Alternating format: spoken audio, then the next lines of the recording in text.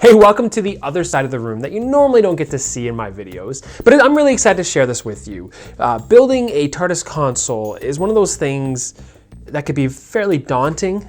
It's fairly large, a lot of little things that that you have to get in order to have it where you want to go. So I'm really excited to share with you the process. Now, the process is one of the most exciting things when it comes to prop making and prop replicating and costume replication, all that kind of stuff. And it's the part I really, really love. Now, whether I'm working on a big prop or a small one, it's pretty much exactly the same process. And when it comes right down to it, all processes come down to these basic steps. And I thought, hey, let's go through the entire thing so that if you want to build your own console or your own, TARDIS, you can kind of get this idea of how I do it, and maybe how you can apply that to your own sets. And most people I find are probably going to be very familiar with how I do this, but I thought I'd bring you along and go from there. I'm really excited to share a lot of the things and discoveries I've made so far, but in this vlog series, it's going to be pretty fun to kind of show how and why I do this. Now, when it comes to the actual TARDIS console itself, I'm a huge old fan, Doctor Who fan. I've been a fan since I was,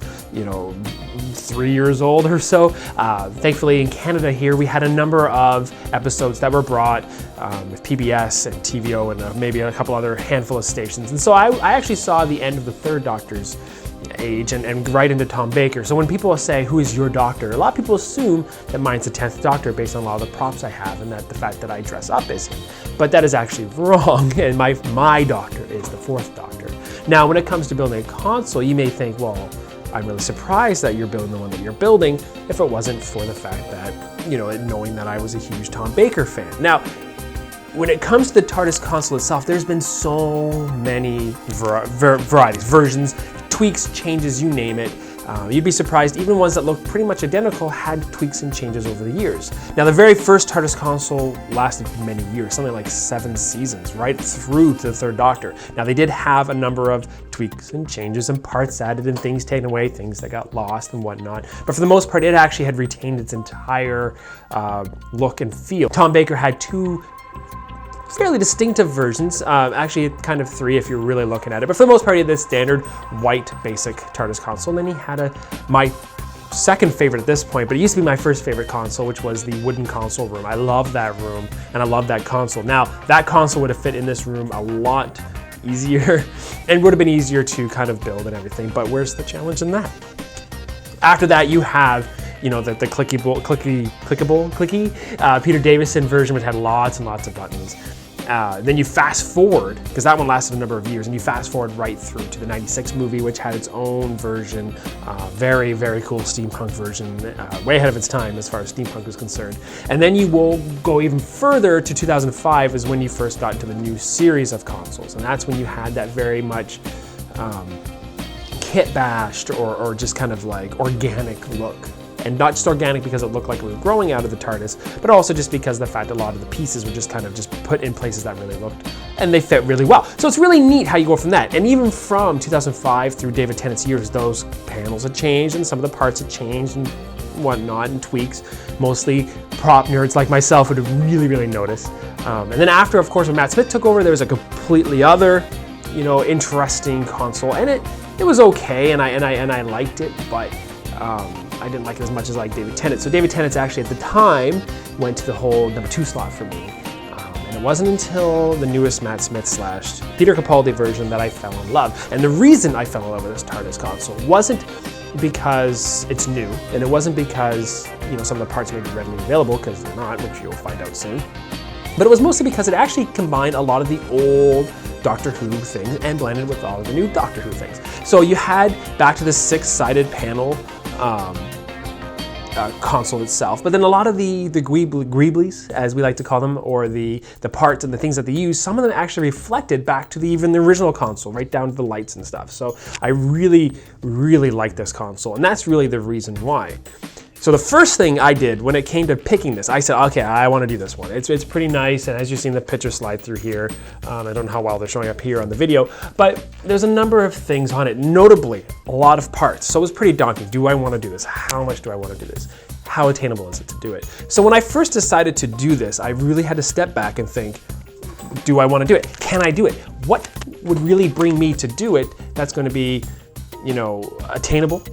that I can fit in my space, play with, of course, and just have a good time building, and something I really want to be proud of. So the first things I really have to do is see how much I want to do it, and that is doing some cursory searching online to see, finding some reference pictures of the actual set.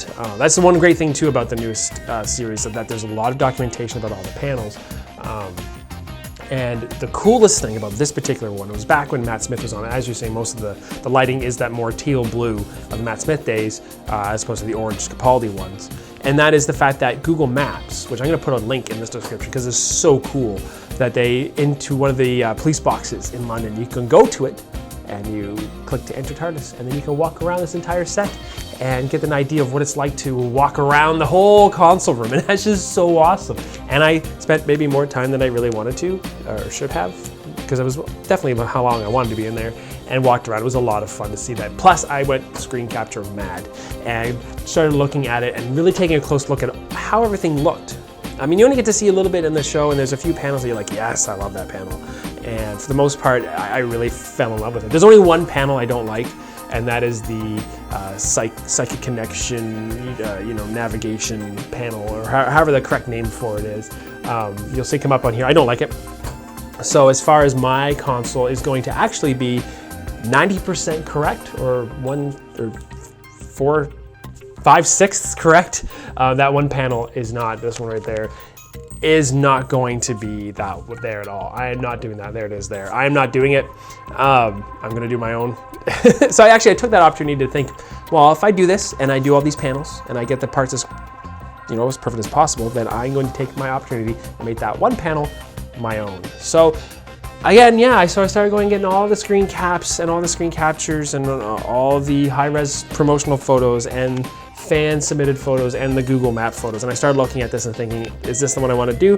And I decided I did. However, the only thing I decided to do was to actually bring it down in size. I did do a little bit of scaling to see how big it was. And I found that the maximum width of those panels, each panel of this was flat, it was looking like it was either around 4 feet to maybe even 5 feet. So they're quite large. So pretty much that makes it from point to point almost 10 feet. And I could not fit that down here. There's nowhere I could really fit that kind of prop. So I'm scaling it down so that each panel is about 40 inches. And the 40 inches will allow it to be fitting in here, makes it 80 inches wide, which is just over, 7 feet or 6 feet, 6.5 feet or so. So that allows it so that I can actually have some fun and have it in here. By doing that though, it changes how the pieces lay out, but it also changes on the scale of some things, which is okay. I think for the most part, some of the knobs and whatnot that are a little, say if they're 2.5 inches, I now have to get them 1 3/4 inches. Not a big deal. Where maybe the one panel here that has 5 buttons on the row, I now have to have 4. So that's what I decided to do. So the first thing I did after that, after researching and looking at parts to try to identify some of these parts to see, okay, I'm doing this, is I'm a designer. So I have to see how much I can do this. And I thought, hey, you know what? I'm going to do some work in Adobe Illustrator. And so I figured out each of the pieces and I made it flat and I looked at it and I said, cool. I got this entire shape and I got all the line crisscrosses, but it's totally not going to work because I'm a graphic designer that really loves to work in 2 dimensions. So really, I couldn't get the grasp that the actual thing had to come on an angle on each side. So my design was flat. So basically, if I decided to cut out each of those shapes and then I decided to make them angled, I would have huge gaps between them. And I don't want to do that. So at the present juncture, I said to a good friend of mine, Andrew, who does 3D modeling and does very, very good work. I said, can you make me a basic shape and make it those angles and let me know what it looks like from the side, so I know the side panels and that I know each size of each of those pieces. And he did that and it was an amazing help. I'm gonna kind of show it up here. It made a big difference to go from the 2D to kind of a 3-dimensional look, and then suddenly I had dimensions and I had sizes.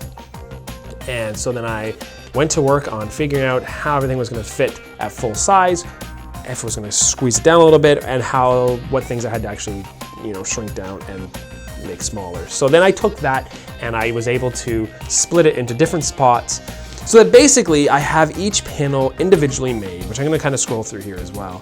And it makes it a big difference so you can kind of give an idea. Basically, my first step in creating any prop is research. And now this project's gonna have ongoing research, but for the most part, I research. How attainable is it? What kind of sizes am I looking at? Not even a rough idea of expenses. I haven't really done that yet because each prop's a little different. A lightsaber may cost a couple $100 and then maybe a couple little pieces here and there.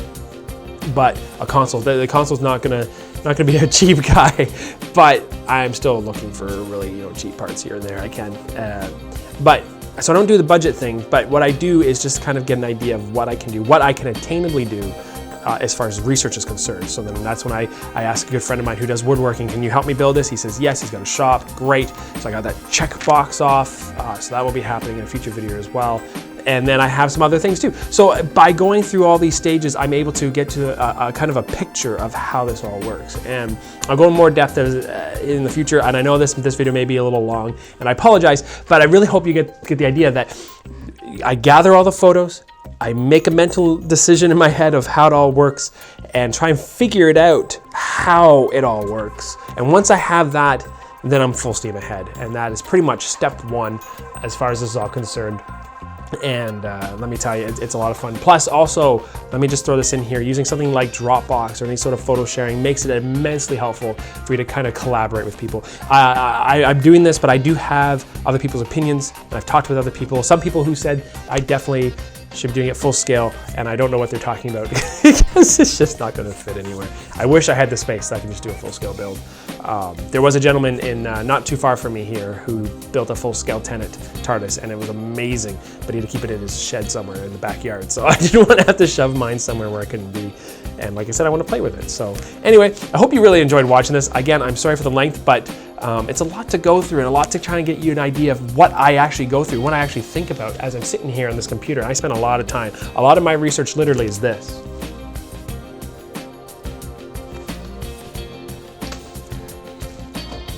Ad nauseum. I get through the whole thing, but basically it's going to be that over and over again. But anyway, this should give you a nice little entry point into my mind about how this all works and try to get an idea of how it all goes. So I hope you've seen a couple neat things here, and then my slides look cool as well. If you have any questions, be sure to ask me in the comments below. Follow along with me, subscribe way over here in the little icon. Again, I will have more of these videos. I'm going to try and have them at least once a week so that you can follow along.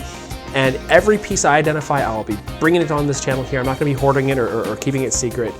Some things I have to make on my own, but that too, I'm going to try and share as much as I can and go from there for sure. There's a couple parts that are really cool that I've identified, but yeah, some of them are really expensive, so I don't know what I'm doing about that. But anyway, thank you so much for liking and subscribing at this point, and as always, thanks for watching.